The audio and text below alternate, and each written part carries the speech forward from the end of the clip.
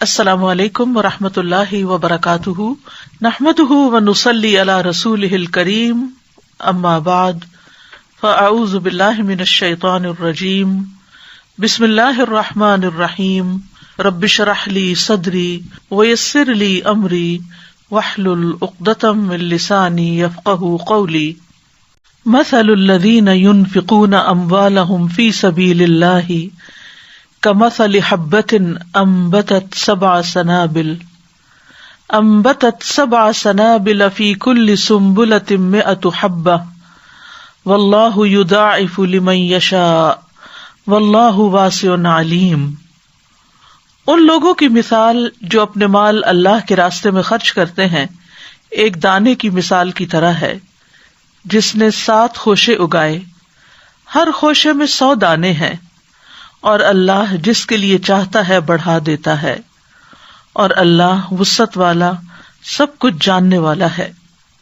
اس آیت میں فی سبیل اللہ مال خرچ کرنے کی ترغیب دی جا رہی ہے۔ مال انسان کی مرغوبات میں سے ہے۔ اللہ تعالیٰ نے انسان کے اندر مال کی محبت رکھی ہے تاکہ وہ اس محبوب چیز کو اللہ کے راستے میں خرچ کر کے آخرت میں اعلیٰ درجات حاصل کر سکے، اللہ عز و جل کا قرب حاصل کر سکے۔ اگر مال سے محبت نہ ہوتی تو درجات کی بلندی بھی نہ ہوتی، لیکن چونکہ انسان مال کی محبت میں شدید ہے، جیسا کہ فرمایا وَإِنَّهُ لِحُبِّ الْخَيْرِ لَشَدِيدٌ، تو پھر جتنی یہ محبت زیادہ ہوگی اتنا ہی اسے اللہ کے راستے میں خرچ کرنے کا ثواب بھی زیادہ ہوگا، اور انسان اپنی فطرت کے اعتبار سے مال سے بہت زیادہ محبت رکھتا ہے، جیسا کہ سورۃ الفجر میں فرمایا وَتُحِبُّونَ الْمَالَ حُبًّا جَمًّا۔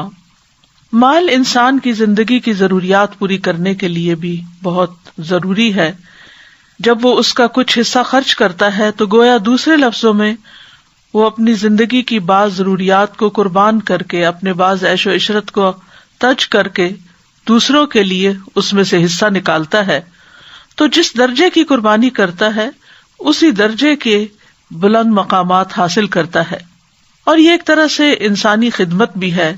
اور یہ خدمت دراصل عبادت ہی کی ایک شکل ہے۔ انفاق میں بہت کچھ شامل ہے،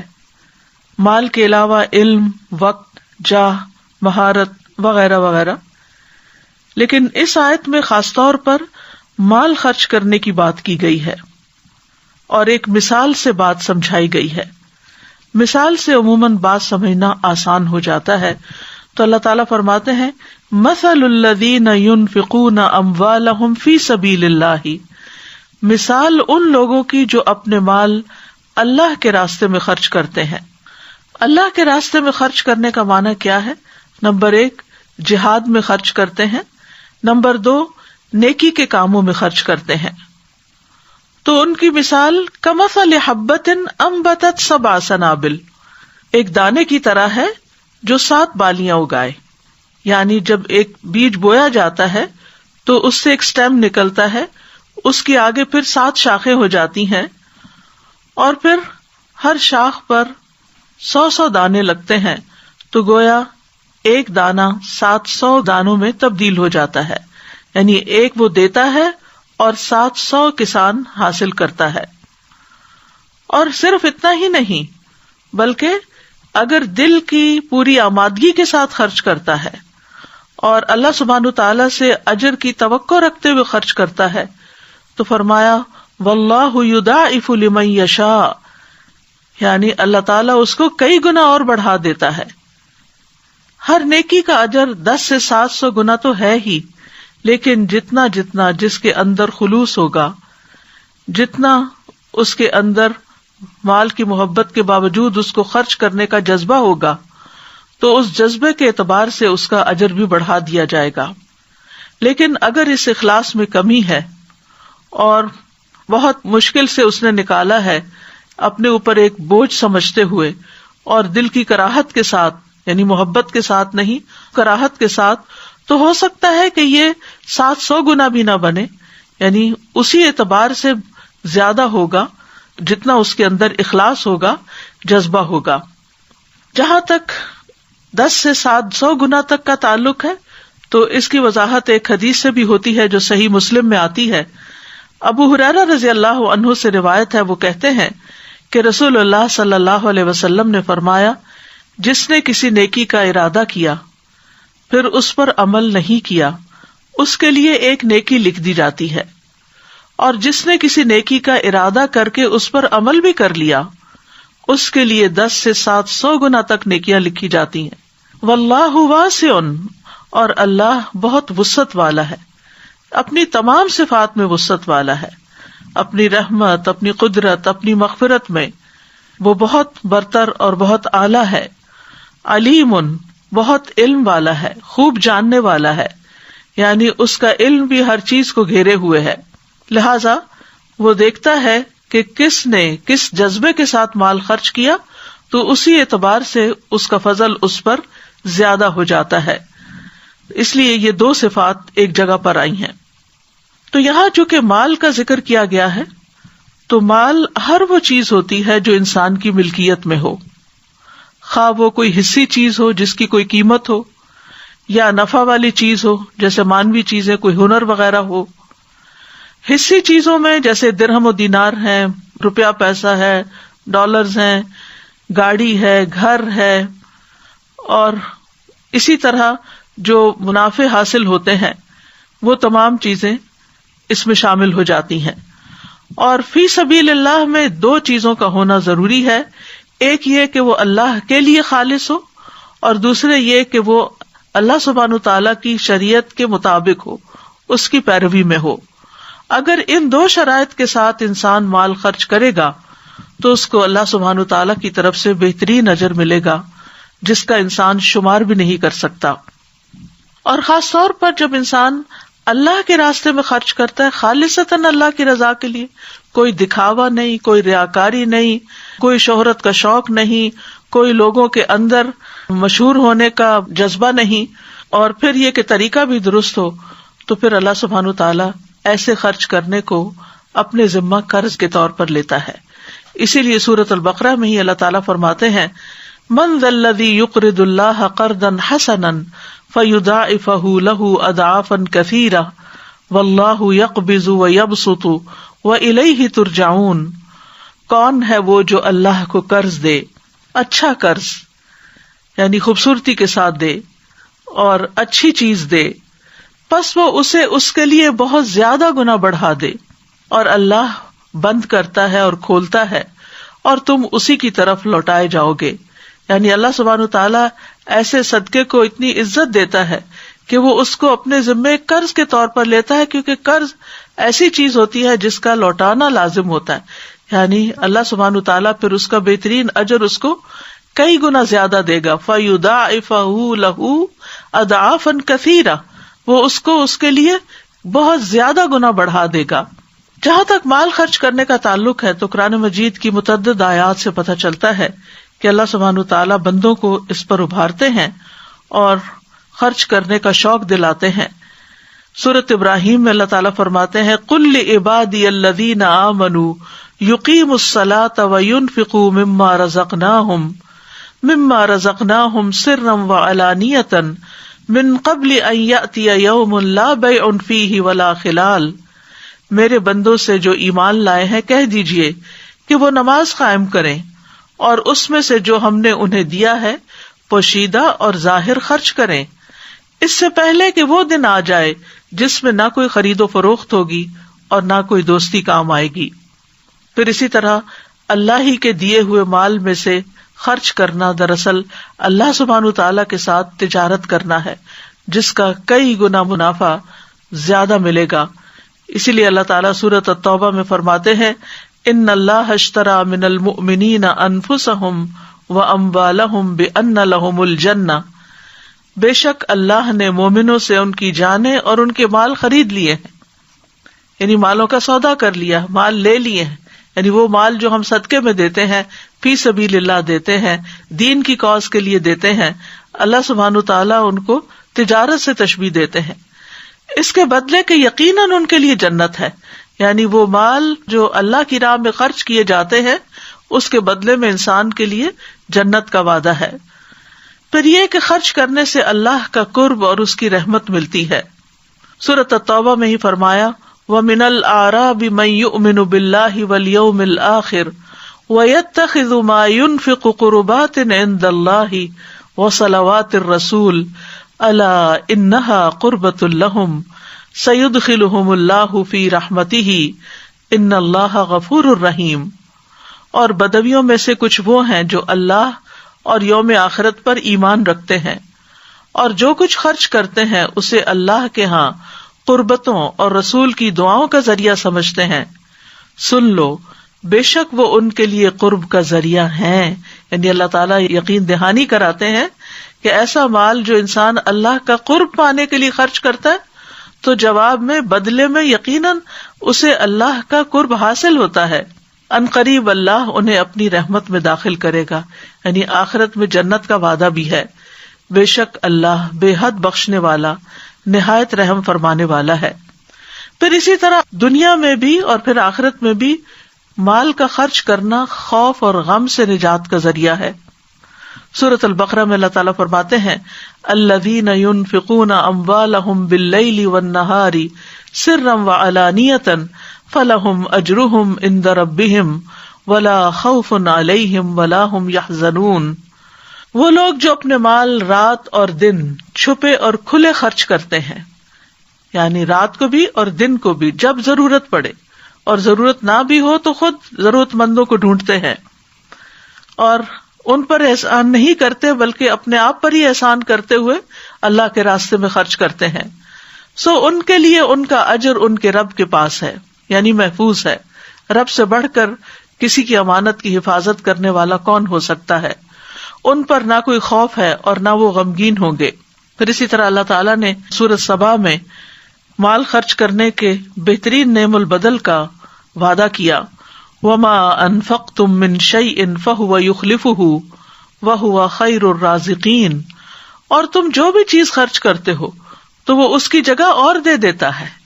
اور وہ سب رزق دینے والوں سے بہتر ہے. یعنی انسان کبھی بھی خرچ کرتے ہوئے دل چھوٹا نہ کرے کہ یہ چیز مجھ سے جدا ہو جائے گی، نہیں، اس سے بہتر چیز آپ کو ملے گی. اب دیکھیے کہ یہ جو دینے کا اصول ہے یہ پوری کائنات کے اندر آپ کو نظر آئے گا. سورج دیتا ہے کیا؟ دھوپ، روشنی، گرمی. چاند دیتا ہے روشنی.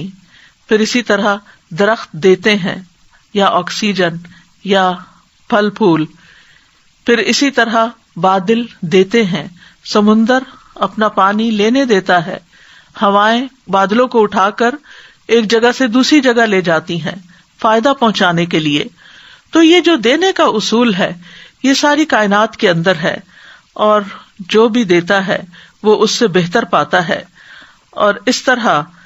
انسان نہ صرف یہ کہ دنیا میں یعنی اپنی زندگی میں بلکہ مرنے کے بعد بھی اس کا فائدہ دوسروں کو پہنچاتا رہتا ہے. تو دینے والے لوگ اللہ کے محبوب ہوتے ہیں اور اللہ سبحانہ تعالیٰ ان سے اچھے بدلے کا وعدہ کرتا ہے اور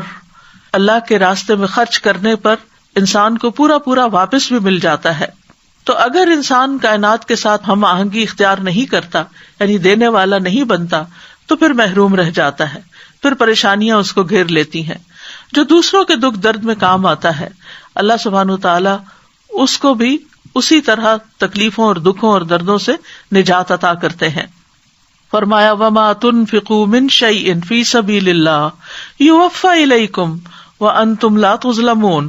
اور جو چیز بھی تم اللہ کے راستے میں خرچ کرو گے وہ تمہاری طرف پوری لوٹا دی جائے گی. یعنی اللہ تعالیٰ کو تو اس کی ضرورت نہیں ہے،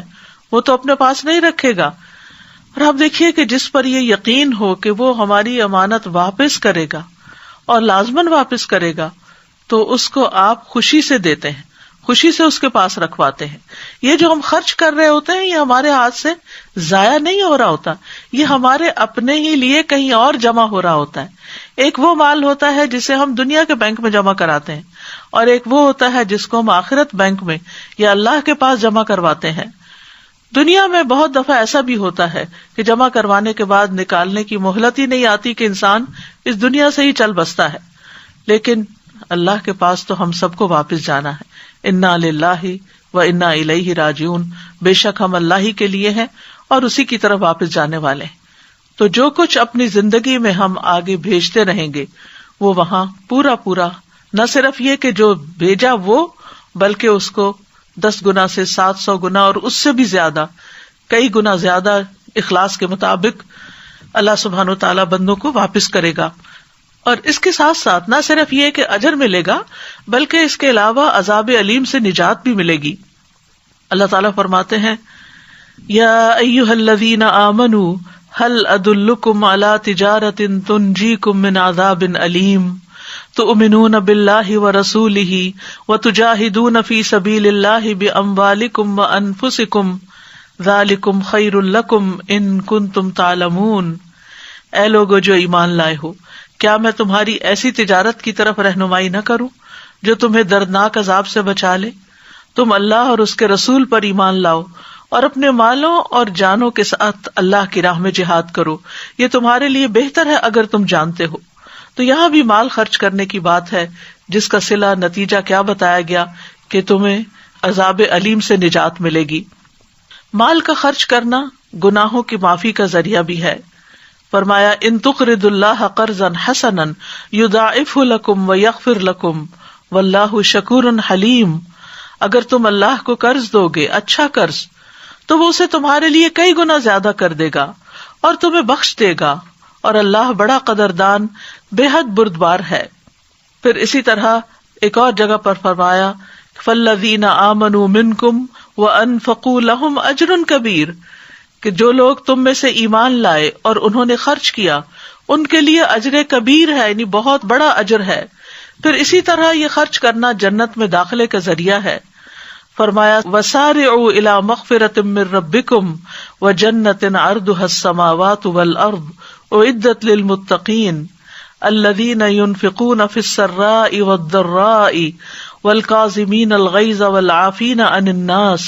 واللہ یحب المحسنین. اور ایک دوسرے سے بڑھ کر دوڑو اور اپنے رب کی جانب سے بخشش کی طرف اور اس جنت کی طرف جس کی چوڑائی آسمانوں اور زمین کے برابر ہے، ڈرنے والوں کے لیے تیار کی گئی ہے. کون ہے وہ؟ جو خوشی اور تکلیف میں خرچ کرتے ہیں، یعنی صرف اچھے دنوں میں خرچ نہیں کرتے، تنگ دست بھی ہو تو بھی وہ اللہ کے راستے میں خرچ کرتے ہیں، اور غصے کو پی جانے والے ہیں اور لوگوں سے درگزر کرنے والے ہیں، اور اللہ نیکی کرنے والوں سے محبت رکھتا ہے. اس کے برعکس جو لوگ اللہ کے راستے میں خرچ نہ کریں، قرآن مجید میں ان کی مذمت بھی کی گئی ہے. فرمایا ہا انتم ہؤلاء تدعون لتنفقوا فی سبیل اللہ فمنکم من یبخل ومن یبخل فانما یبخل عن نفسہ واللہ الغنی وانتم الفقراء وان تتولوا یستبدل قوما غیرکم ثم لا یکونوا امثالکم. سنو، تم وہ لوگ ہو کہ تم بلائے جاتے ہو تاکہ اللہ کی راہ میں خرچ کرو، تو تم میں سے کچھ وہ ہیں جو بخل کرتے ہیں، اور جو بخل کرتا ہے وہ در حقیقت اپنے آپ ہی سے بخل کرتا ہے، اور اللہ بے پرواہ ہے اور تم ہی محتاج ہو. اور اگر تم پھر جاؤ گے تو وہ تمہاری جگہ تمہارے سوا اور لوگوں کو لے آئے گا، پھر وہ تمہاری طرح نہیں ہوں گے. تو اس لیے یاد رکھنا چاہیے کہ جو کچھ ہم اللہ کے راستے میں خرچ کریں گے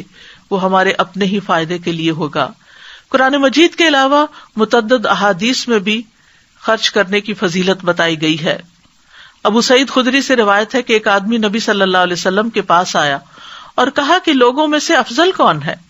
تو آپ نے فرمایا لوگوں میں سب سے افضل یا بہتر آدمی وہ ہے جو اللہ کے راستے میں اپنا مال اور اپنی جان کے ساتھ جہاد کرتا ہو، یعنی اللہ کی کاز میں اپنی جان بھی دے اور اپنا مال بھی دے، یعنی کسی بھی چیز کو بچا کر نہ رکھے، کیونکہ ان چیزوں کا اس سے بہتر سودا کیا ہو سکتا ہے کہ انسان اپنا وقت، اپنی صلاحیتیں، اپنی جان، اپنا مال، اپنا سب کچھ اس کو دے جس نے ہمیں دیا ہے. یعنی یہ سب کچھ ہمارا ذاتی نہیں ہے، بلکہ ہم یہ جو بھی دیتے ہیں نہ اللہ پر احسان کرتے اور نہ بندوں پر، کیونکہ اللہ سبحانہ تعالیٰ نے ہمیں دیا ہے، اس نے دیا ہے اور کسی کے ذریعے ہمیں دیا ہے اور اس دنیا میں ہی دیا ہے. تو پھر اگر ہم کسی پر خرچ کرتے ہیں یا اللہ کی رضا کے لیے خرچ کرتے ہیں تو دراصل اپنا ہی بھلا کرتے ہیں. پھر اسی طرح اللہ تعالیٰ خرچ کرنے والوں پر کس طرح خرچ کرتے ہیں اس کی وضاحت ایک حدیث سے یوں ہوتی ہے کہ رسول اللہ صلی اللہ علیہ وسلم نے فرمایا بے شک اللہ نے مجھ سے فرمایا خرچ کرو، تم پر خرچ کیا جائے گا۔ اور رسول اللہ صلی اللہ علیہ وسلم نے فرمایا اللہ کا دایاں ہاتھ بھرا ہوا ہے اور رات دن کی فیاضی سے اس میں کمی واقع نہیں ہوتی، یعنی وہ دیتا رہتا ہے دیتا رہتا ہے۔ کیا تم دیکھتے نہیں کہ اس نے آسمان و زمین کے پیدا کرنے سے کتنی فیاضی کی ہے، لیکن اس کے دائیں ہاتھ میں کوئی کمی واقع نہیں ہوئی۔ پھر جو لوگ خرچ کرتے ہیں ان کے لیے فرشتے دعائیں بھی کرتے ہیں۔ رسول اللہ صلی اللہ علیہ وسلم نے فرمایا ہر دن جس میں بندے صبح کرتے ہیں 2 فرشتے اترتے ہیں، ان میں سے ایک کہتا ہے اے اللہ خرچ کرنے والے کو اس کا متبادل عطا فرما، اور دوسرا کہتا ہے اے اللہ روک کر رکھنے والے کے مال کو ضائع کر دے۔ یعنی جب انسان روک لیتا ہے تو مال بڑھتا نہیں ہے، بظاہر ہمارے فگرز شاید کچھ بڑھ جائیں لیکن مال کی برکت نہیں ہوتی، اس مال کے اندر وہ بڑھوتری نہیں آتی۔ اللہ کے ہاں جو اس کا ایک کے بدلے 700 گنا ملنا ہے وہ اس کے اندر نہیں لکھا جاتا۔ لہذا خیر ہے اس میں کہ انسان خرچ کرتا رہے اور خرچ نہ کرنے میں شر ہے۔ ابو امامہ کہتے ہیں کہ رسول اللہ صلی اللہ علیہ وسلم نے فرمایا اے ابن آدم بے شک ضرورت سے زیادہ مال خرچ کر دینا تمہارے لیے بہتر ہے، اگر تم اس کو روک لو گے تو تمہارے لیے برا ہوگا، اور گزر بسر جتنا مال رکھنے پر تمہیں کوئی ملامت نہیں، اور دینے کی ابتدا اپنے اہل و عیال سے کرو، اور اوپر والا ہاتھ نیچے والے ہاتھ سے بہتر ہوتا ہے۔ اور جتنا زیادہ مال ہو اتنا ہی انسان کو اللہ کے راستے میں زیادہ خرچ کرنا چاہیے۔ رسول اللہ صلی اللہ علیہ وسلم نے فرمایا جو لوگ دنیا میں زیادہ مالدار ہیں قیامت کے دن وہی خسارے میں ہوں گے، سوائے اس کے جسے اللہ نے مال دیا ہو اور وہ اسے اپنے دائیں بائیں اپنے آگے اور پیچھے خرچ کرے اور اسے بھلائی کے کاموں میں لگائے۔ اور خرچ کرتے ہوئے مفلسی سے نہیں ڈرنا چاہیے۔ بلال بن رباح کہتے ہیں کہ رسول اللہ صلی اللہ علیہ وسلم نے فرمایا اے بلال خرچ کیا کرو اور عرش والے کی جانب سے مفلسی سے نہ ڈرا کرو، یعنی سارے خزانوں کا مالک تو اللہ ہے، لہٰذا اگر تم دو گے تو وہ تمہیں اور دیتا جائے گا۔ اور جب تک انسان دیتا رہتا ہے انسان کے پاس نعمتیں باقی رہتی ہیں، اور جب انسان دوسروں کو دینا بند کر دیتا ہے تو اللہ سبحانہ تعالیٰ اس سے وہ نعمتیں کسی اور کی طرف منتقل کر دیتا ہے۔ عبداللہ بن عمر فرماتے ہیں کہ رسول اللہ صلی اللہ علیہ وسلم نے فرمایا اللہ تعالیٰ کے پاس لوگوں کے لیے نعمتیں ہیں، وہ انہیں ان کے پاس اس وقت تک باقی اور ثابت رکھتا ہے جب تک کہ وہ مسلمانوں کی حاجات پوری کرنے میں لگے رہتے ہیں اور ان سے تنگ نہیں ہوتے، اور جب وہ ان سے تنگ ہو جاتے ہیں تو وہ انہیں دوسرے لوگوں کی طرف منتقل کر دیتا ہے۔ یعنی بعض اوقات کوئی شخص بار بار ہم سے مانگے تو ہم اریٹیٹ ہونے لگتے ہیں اور ہم تنگ ہونے لگتے ہیں کہ اس نے تو روز کا کام بنا لیا ہے، اور مختلف طریقوں سے بعض اوقات ڈانٹ ڈپٹ بھی کر لیتے ہیں یا احسان جتا دیتے ہیں یا اس کو کوئی نصیحتیں کرنا شروع کر دیتے ہیں۔ تو ایسے میں پھر انسان کو خیر منانی چاہیے کہ جو اس کے پاس ہے وہ اس کے لیے کتنا فائدہ مند ہوگا، کیونکہ مال خرچ کرنے سے نہ صرف یہ کہ انسان کو مزید مال ملتا ہے یا مزید نعمتیں ملتی ہیں، بلکہ انسان سے بہت سے شر بھی ٹلتے ہیں، مثلاً بیماریوں سے حفاظت ملتی ہے۔ رسول اللہ صلی اللہ علیہ وسلم نے فرمایا اپنے مریضوں کا علاج صدقے کے ذریعے کیا کرو۔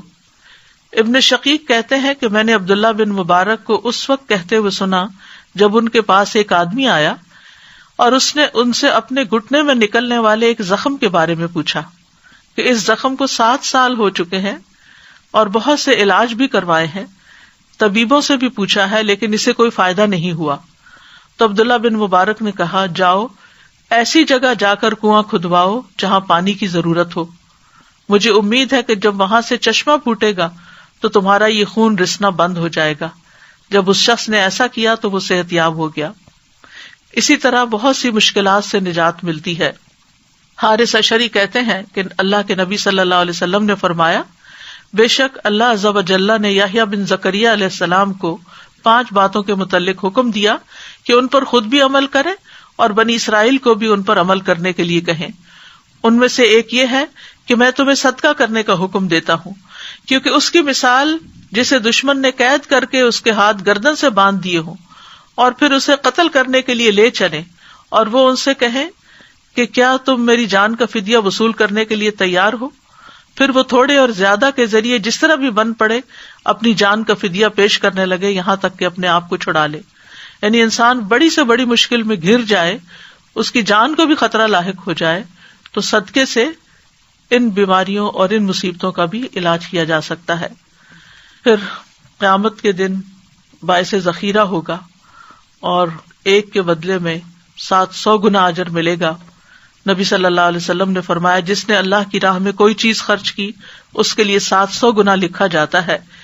ابو مسعود کہتے ہیں کہ ایک آدمی نے اللہ کے راستے میں ایک اونٹنی صدقہ کی جس کی ناک میں نکیل بھی پڑی ہوئی تھی، تو رسول اللہ صلی اللہ علیہ وسلم نے فرمایا قیامت کے دن یہ 700 اونٹنیاں لے کر آئے گا جن کی ناک میں نکیل پڑی ہوگی، یعنی اس کا انٹینجیبل بدلہ اس کو وہاں دیا جائے گا۔ پھر اسی طرح یہ ہے کہ گناہوں کی معافی ملتی ہے، گناہ دھل جاتے ہیں۔ جابر کہتے ہیں کہ نبی صلی اللہ علیہ وسلم سے انہوں نے سنا، وہ کعب بن عجرہ سے فرما رہے تھے، اے کعب، صدقہ گناہوں کو اس طرح مٹاتا ہے جیسے پانی آگ کو مٹا دیتا ہے۔ سفیان ثوری جب اپنے دروازے پر کسی سائل کو دیکھتے تو ان کا سینہ کھل جاتا، وہ خوش ہو جاتے اور وہ کہتے اس آدمی کو مرحبا، ویلکم، جو میرے گناہ دھونے کے لیے آیا ہے، یعنی مجھ سے لینے کے لیے آیا ہے، خوش ہو کر اس کو دیتے۔ اب سوال یہ پیدا ہوتا ہے کہ خرچ کہاں کیا جائے؟ سب سے پہلے تو یہ کہ انسان ضرورت مند انسانوں پر خرچ کرے، اور خرچ کرنے کی ترتیب کچھ یوں ہے۔ آپ نے فرمایا کہ جب تم میں سے کوئی فقیر ہو جائے تو اسے چاہیے کہ اپنے نفس سے شروع کرے، پہلے اپنے اوپر خرچ کرے، پھر کچھ بچ جائے تو اپنے اہل و عیال پر خرچ کرے، اس میں سے بھی بچ جائے تو اپنے عزیز و اقارب پر خرچ کرے، اس میں سے بھی بچ جائے تو پھر ادھر ادھر خرچ کرے۔ قرآن مجید سے بھی یہ بات ہمیں کچھ یوں پتہ چلتی ہے، یسألونک ماذا ينفقون قل ما انفقتم من خیر فللوالدین والاقربین والیتامى والمساکین وابن السبیل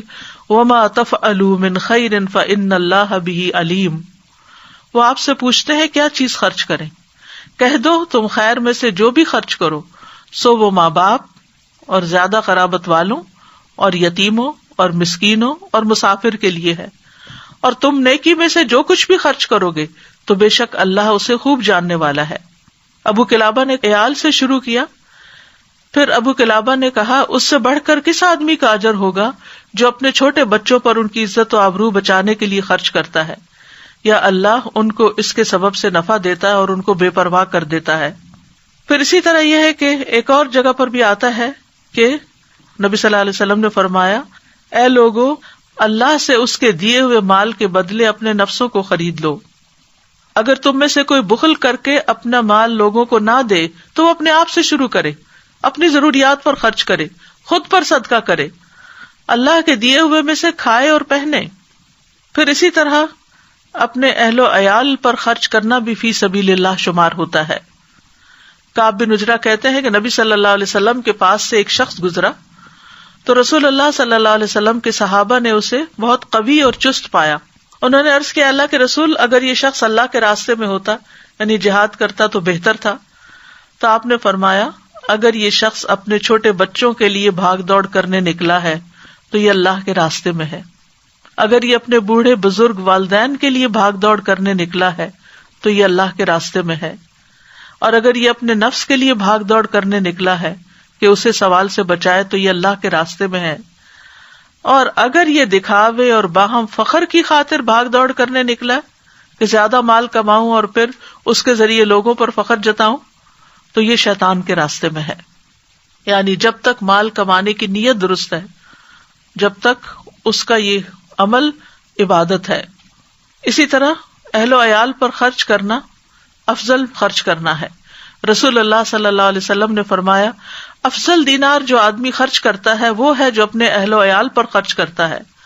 اور وہ دینار جس کو اللہ کے راستے میں اپنے جانور پر خرچ کرتا ہے، اور وہ جو اپنے ساتھیوں پر اللہ کے راستے میں خرچ کرتا ہے۔ پھر اسی طرح ہم دیکھتے ہیں کہ بہنوں اور بیٹیوں پر خرچ کرنا بھی ثواب کا باعث ہے۔ نبی صلی اللہ علیہ وسلم نے فرمایا، جو شخص اپنی 2 بیٹیوں یا 2 بہنوں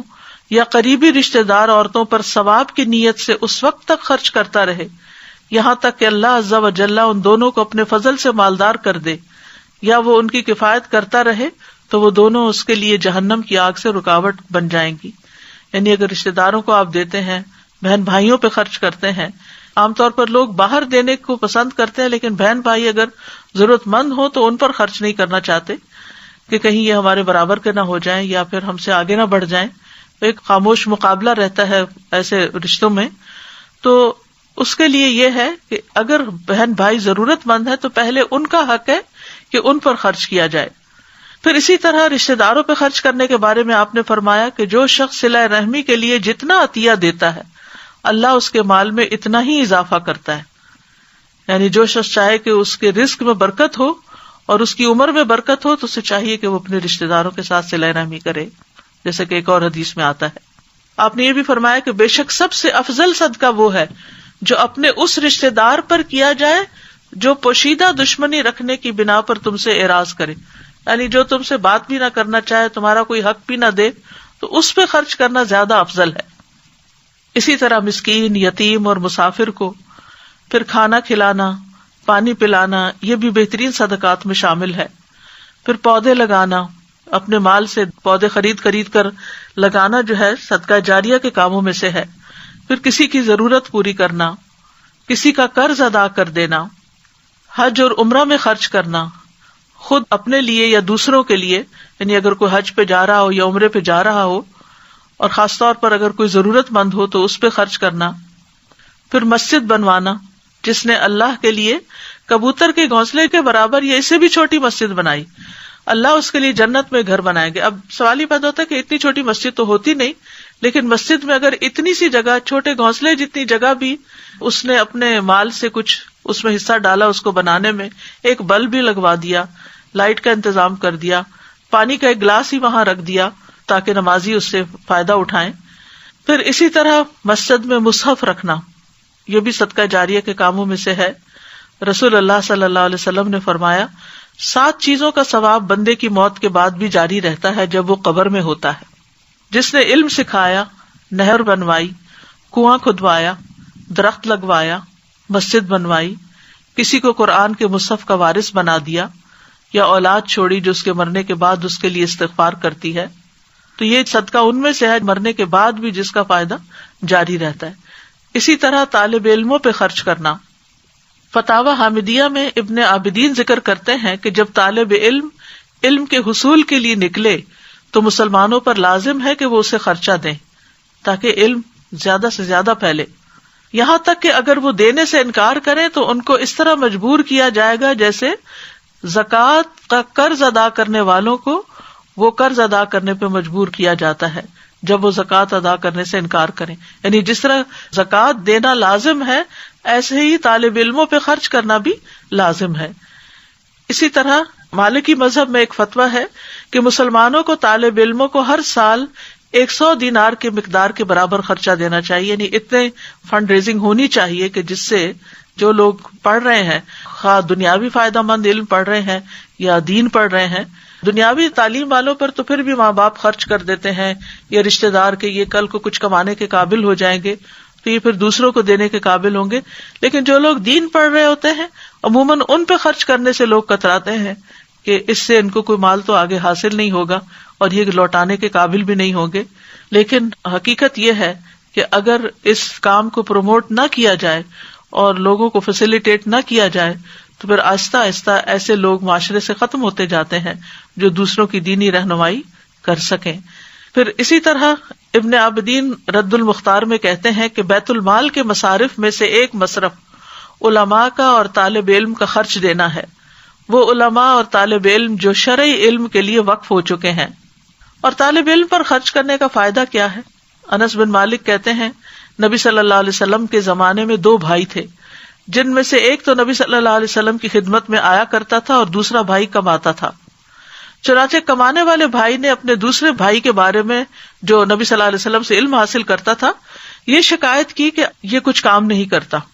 تو آپ نے فرمایا شاید کہ تم اس کی وجہ سے ہی رزق دیے جاتے ہو، یعنی تمہاری کوشش میں، تمہاری کمائی میں اس کے اوپر خرچ کرنے کی وجہ سے ہی برکت ہو. یعنی بعض اوقات انسان دوسروں پہ خرچ کرتا رہتا ہے اور شیطان وسوسہ ڈالتا ہے کہ تمہارا مال ختم ہو رہا ہے، کم ہو رہا ہے، لیکن ہو سکتا ہے کہ اللہ نے تمہیں دینے کا جو وسیلہ بنایا ہوا ہے وہ انہی مسکینوں اور ضرورت مندوں کی وجہ سے بنا رکھا ہو. سلف صالحین جو تھے وہ علم والوں پر خوشی سے خرچ کیا کرتے تھے، لیث بن سعد ہر سال امام مالک بن انس کو 100 دینار بھیجتے تھے۔ ابن لہیعہ جو حدیث کے ائمہ میں سے ایک امام تھے، جب ان کی کتابیں جل گئیں تو لیث نے ان کی طرف 1000 دینار بھیجے۔ پھر اسی طرح انسان کو خرچ کرتے ہوئے یہ خیال رکھنا چاہیے کہ خالص اللہ کی رضا کے لیے خرچ ہو، کیونکہ صرف وہ چیز قبول ہوتی ہے جو صرف اللہ سبحانہ تعالیٰ کے لیے کی جاتی ہے۔ تو عمومی طور پر یہ جو دینے کی بات ہے، اس میں یہ ہے کہ خدمت دین کے کاموں میں خرچ کرنا چاہیے۔ اسی طرح مصالح عامہ کے جس میں پبلک کو سہولت ہو جن چیزوں پر، اس کے لیے مسجد بنانا تو ہم دین کا کام سمجھتے ہی ہیں، لیکن پہلے زمانے میں مسافروں کے لیے رات ٹھہرنے کی جگہ نہیں ہوا کرتی تھی، تو مسافر خانے بنوانا، پل تعمیر کروانا، سڑکیں بنوانا، پھر اسی طرح ہسپتال بنوانا، اور خصوصاً ایسے علاقوں میں ڈسپینسریز اور ہاسپٹل بنوانا جہاں لوگوں کی صحت کی ضروریات پوری نہ ہوتی ہوں، پھر اسی طرح مدارس بنانا، یتیم خانے بنوانا، بیواؤں کے لیے مکانات کی تعمیر کرنا، قبرستان کے لیے زمین وقف کرنا۔ ریسنٹلی کورونا وائرس کی وجہ سے اسپین میں لاشوں کو یا جلایا جا رہا ہے یا پھر یہ کہ ان کو وہاں دفن کرنے کے لیے، اور وہ بھی چند سال کے لیے دفن کرنے کے لیے، اگر 5 سال کے لیے کوئی کرایہ پر لیتا ہے یا 10 سال کے لیے جگہ لیتا ہے، یعنی مستقل ہمیشہ کے لیے نہیں ملتی، تو اس پر کسی نے مجھے بتایا کہ 12 سے 15 لاکھ خرچ ہوتے ہیں۔ تو اب آپ اندازہ کیجئے کہ جہاں مسلمانوں نے اپنے لیے زمین لے کر قبرستان نہیں بنائے، وہاں اس وقت جبکہ کثرت سے لوگوں کی ڈیتھس ہو رہی ہیں تو دفنانا ایک الگ مسئلہ بن گیا ہے۔ فلائٹس نہیں جا رہی آ رہی، جس کی وجہ سے وہ پہلے تو باڈیز پاکستان بھیج دیا کرتے تھے کیونکہ بھیجنا سستا تھا بنسبت اس کے کہ وہ لوکلی دفنایا جائے۔ تو ایسی جگہوں پر جہاں قبرستان کے لیے زمین نہ ہو مسلمانوں کے، وہاں مل جل کر پیسے اکٹھے کر کے زمین کا بندوبست کرنا، کیونکہ اگر اس میں مردے دفنا دیے جائیں پھر ہر کچھ عرصے کے بعد ان کی ہڈیاں ایک طرف کر کے نئی لاشیں وہاں دفن کی جا سکتی ہیں، جیسے آپ دیکھتے ہیں مقبرۃ البقیع میں کہ وہاں پر مستقل طور پر نبی صلی اللہ علیہ وسلم کے زمانے سے لوگ دفن کیے جا رہے ہیں۔ پھر اسی طرح بیمار جانوروں کے علاج پر یا ان کے لیے جگہ بنانا، مغسلہ جیسے مردوں کو نہلانے کی جگہ، پھر اسی طرح درخت لگانے پر، پھر لنگر کھولے جا سکتے ہیں، فوڈ بینکس بنائے جا سکتے ہیں، راستے بنائے جا سکتے ہیں جہاں پر لوگوں کو آنے جانے میں تکلیف ہو، لوگوں کے لیے ٹرانسپورٹ کا انتظام، یعنی ضرورت مند لوگوں کی ٹرانسپورٹ کا انتظام کیا جا سکتا ہے، پانی کا انتظام کیا جا سکتا ہے، یعنی ایک تو کنواں کھدوانا ہے، اس کے علاوہ بھی جیسے کولر وغیرہ رکھوا دینا مختلف پبلک پلیسز پر، کیونکہ جب انسان مال خرچ کرتا ہے تو اپنے لیے بہت سے فائدے حاصل کرتے ہیں، نہیں دیتا تو وہ ایک چیز ہے، مال دیتا ہے، لیکن اس کو کیا کیا ملتا ہے؟ سب سے پہلی بات تو یہ کہ شرح صدر ہوتا ہے، دل کھل جاتا ہے، راحت قلب نصیب ہوتی ہے، رزق میں اضافہ ہوتا ہے، جن کو دیتا ہے ان کے ساتھ تعلقات اچھے ہو جاتے ہیں، فقر کا علاج ہے۔ کسی نے اپنا واقعہ مجھ سے شیئر کیا تھا کہ ان کے بھائی کا اچانک کاروبار ختم ہو گیا اور بہت تھوڑا اس کے پاس باقی رہا، تو اس نے وہ اللہ کے راستے میں دے دیا، اور اس کے بعد جو اس کے اوپر اللہ سبحانہ وتعالیٰ کی رحمتوں کی بارش ہوئی، کیونکہ بعض اوقات تنگ حالات میں انسان سوچتا ہے کہ میرا کیا بنے گا، یہ تو میں اب اپنے لیے رکھ لوں، لیکن اس میں بھی کیونکہ پیچھے ہم پڑھ چکے ہیں آیت کے تنگی میں اور خوشحالی میں دونوں میں خرچ کرتے ہیں، بالسراء والضراء۔ پھر اسی طرح یہ ہے کہ بخل کا علاج ہے، تکبر کا علاج ہے صدقہ کرنا، کیونکہ عام طور پر جب انسان کے پاس مال زیادہ ہو جاتا ہے تو دوسروں پر فخر جتانے لگتا ہے، بری موت سے بچانے کا ذریعہ ہے، تعلقات میں باہمی محبت کی نشو نما ہوتی ہے، روٹھے ہوئے رشتوں کو منانے کا ذریعہ ہے، بلا اور مصیبتوں کا علاج بھی ہے اور ان کو آنے سے بھی روکتا ہے، بیماریوں کا علاج ہے، تزکیہ نفس ہوتا ہے، اللہ تعالیٰ کا قرب حاصل ہوتا ہے، اللہ تعالیٰ کی محبت نصیب ہوتی ہے، اللہ تعالیٰ کی طرف سے رحمت آتی ہے، ان رحمت اللہ قریب من المحسنین، اللہ کی رحمت محسنین کے قریب ہے۔ پھر اسی طرح قبر میں صدقہ بندے کی حفاظت کرتا ہے، عذاب کو آنے سے روکتا ہے، حشر کے میدان میں قیامت کے دن انسان کو قیامت کے ہول سے نجات ملے گی۔ لہذا انسان کو ہر دم سوچنا چاہیے کہ میں کسی کے فائدے کے لیے نہیں، دراصل اپنے ہی فائدے کے لیے دے رہا ہوں، اور اتنے سارے فائدے حاصل ہوں گے، تزکیہ نفس ہوگا، انسان کے اندر کے وسوسے اور دل کی گھٹن اور تنگی کا علاج ہوگا۔ اور پھر یہ بھی یاد رکھیے کہ جب انسان اللہ کی رضا کے لیے خرچ کرتا ہے اور اللہ سے اجر کی امید رکھتے ہوئے خرچ کرتا ہے، ریاکاری اور دکھاوے سے بچتا ہے، چھپ چھپ کے خرچ کرتا ہے، حلال کمائی میں سے خرچ کرتا ہے، طیب مال اللہ کے راستے میں خرچ کرتا ہے،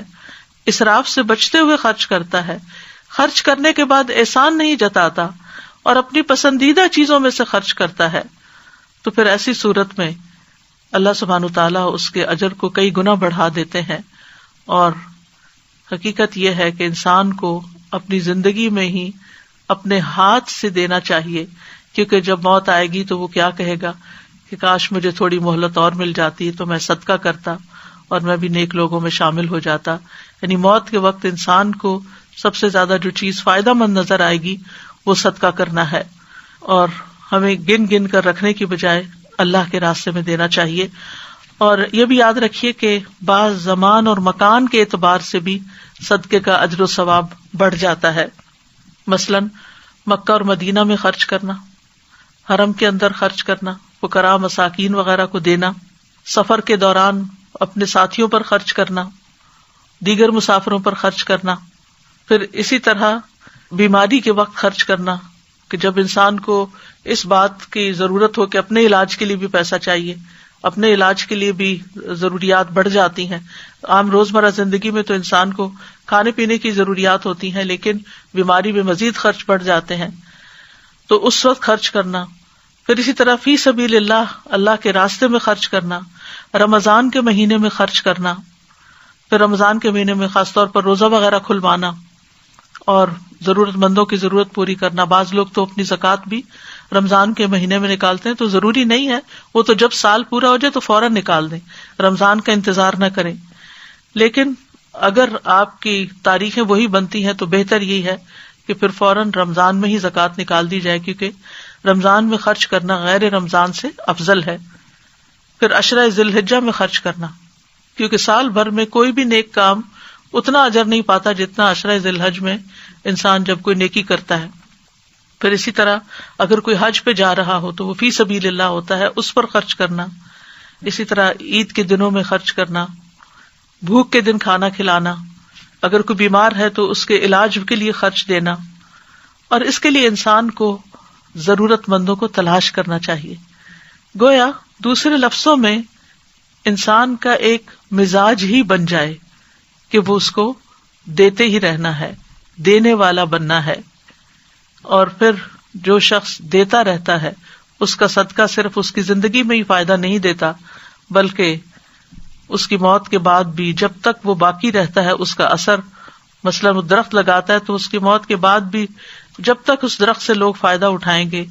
اس کے سائے کے نیچے بیٹھیں گے، اس کے پھل کھائیں گے، آکسیجن لیں گے اس سے، تو